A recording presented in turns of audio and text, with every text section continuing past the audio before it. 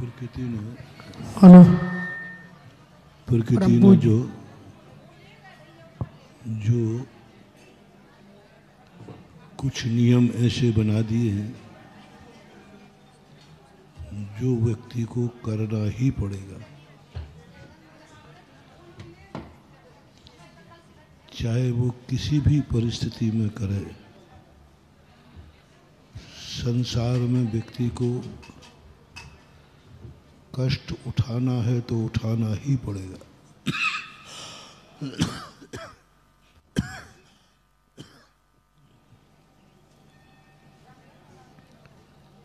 संसार के सुख हैं, इंद्रियों के सुख हैं।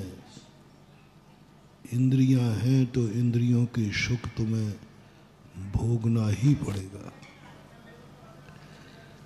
कुछ प्रकृति की ऐसी नियत धारा है,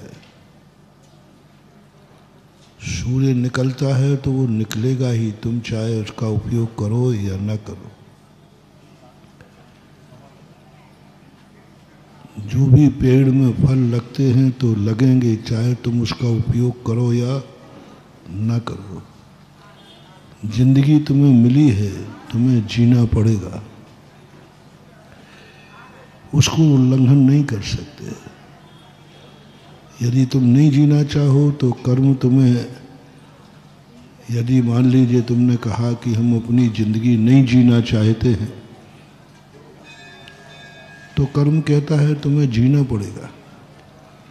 तुम कहो कर्म क्या कर लेगा, हम सुसाइड कर लेंगे, तो कर्म कहता है सुसाइड कर लो, हम तुम्हें ऐसी योनि में भेजेंगे जहां तुम सुसाइड ही नहीं कर पाओगे, नरक गति भेज देंगे। यहाँ तुमने कहा कि मैं जिंदगी नहीं जीना चाहता हूँ, मरना चाहता हूँ, और प्रकृति कह रही तुम्हें जीना पड़ेगा। यदि तुमने कुछ गड़बड़ किया तो हम तुम्हें ऐसी योनि में भेजेंगे जहाँ तुम मरना भी चाहोगे तो नहीं मर पाओगे। उपाय नहीं, नारकी नहीं मर सकता। सुसाइड करने वाले जब दुर्गति जाते हैं तो उनकी निधत्त निकाचित आयु होती है, उसको वो टाल नहीं सकते। इसलिए एक सुख और दुख में अपन एक मोटिवेशन लेके चल रहे हैं। सुख और दुख ये जिंदगी में जरूर आएंगे। कभी धूप कभी छांव, जीवन है वो ठाव, जीवन है वह गांव। सुख और दुख तो तुम्हें आएंगे, पक्का है, कोई नहीं रोक सकता। और वो सुख दुख सब बारी बारी से आते हैं। ज्योतिष शास्त्रों के अनुसार ऐसा कोई व्यक्ति नहीं है, कोई भी राशि नहीं है जिसको जिंदगी में कभी 7.5 ही नहीं लगता। सबको लगता है, कोई दुनिया का कोई भी राशि वाला हो, चक्रवर्ती भी क्यों ना हो, तीर्थंकर भी क्यों ना हो, 7.5 सबको लगता है। क्योंकि ज्योतिष का एक चक्र है, वो सभी राशियों पे घूमता है और उसका चक्र क्रम से बंधा हुआ है। हर व्यक्ति की जिंदगी में कोई ना कोई महादशा आएगी, कभी ना कभी राहु प्रभावकारी होगा, वो तो निश्चित है। तो जब ये सारी नियत हम सृष्टि की देखते हैं तो फिर हम पुरुषार्थ क्या करें? जब सब कुछ होना निश्चित है, सुख और दुख सब होंगे, जन्म मरण सब होगा, बस बहुत बड़ी चीज है महानुभाव, नियत मान लेना। अब आपको बस इतनी छूट दी जा रही है, वो दुख तुम नियत धारा में बह के उठा रहे हो, कर्मों की मार से उठा रहे हो, या वो कष्ट धर्म के नाम पर उठा रहे हो। बस फैसला तुम्हारे हाथ, कल का हाथ है। कष्ट तो होगा, तुम्हें भूखे तो मरना पड़ेगा कभी ना कभी। 84 लाख योनियों में एक ना एक बार हर व्यक्ति को भूखों रहना पड़ेगा। अब कर्म की मार से भूखे रहना है कि धर्म की मार से उपवास करके भूखे रहना है, फैसला तुम्हारे यहाँ। भूखो तो रहना है।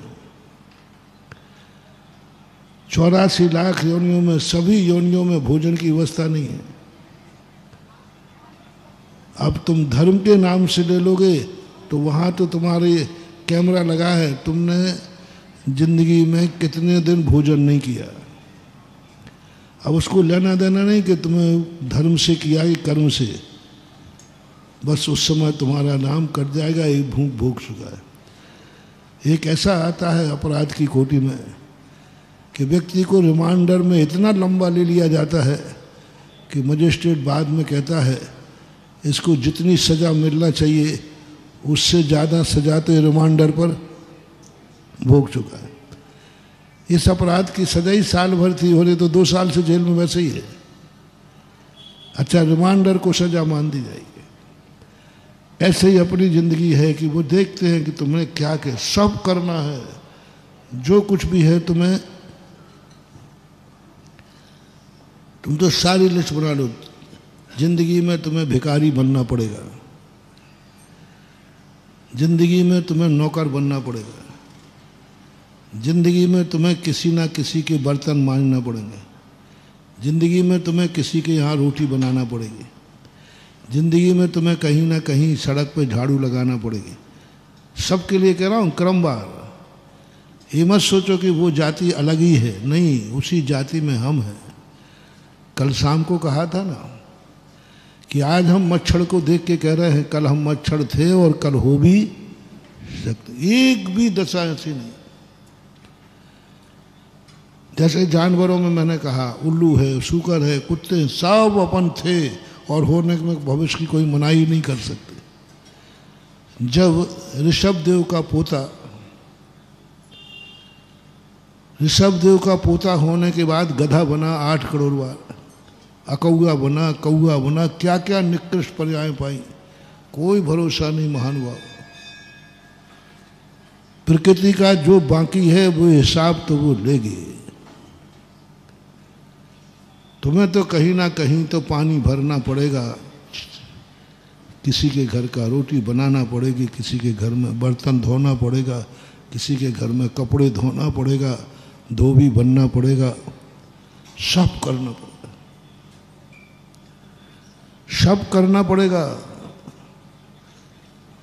तुम कमाओगे, सरकार टैक्स लेगी, चोर ले जाएगा, देना पड़ेगा। षष्ठी जो है चोर भी तुम्हें बनना पड़ेगा, बनोगे तो, बन चुके हो। और चोर तुम्हारे घर में भी आएगा, वो तो चोरी करेगा। कोई प्रकृति की व्यवस्था है चोरी है। जो कुछ भी दुनिया में अशुभ है वो सब के सब हर व्यक्ति की जिंदगी में आएगा, उसे टाल नहीं सकते। जजनीन दोस्तों, अगर आपको मेरी वीडियो अच्छी लगती है तो प्लीज़ मेरे चैनल को लाइक, शेयर, सब्सक्राइब करिए और इसी तरह से अपना प्यार देते रहिए। धन्यवाद।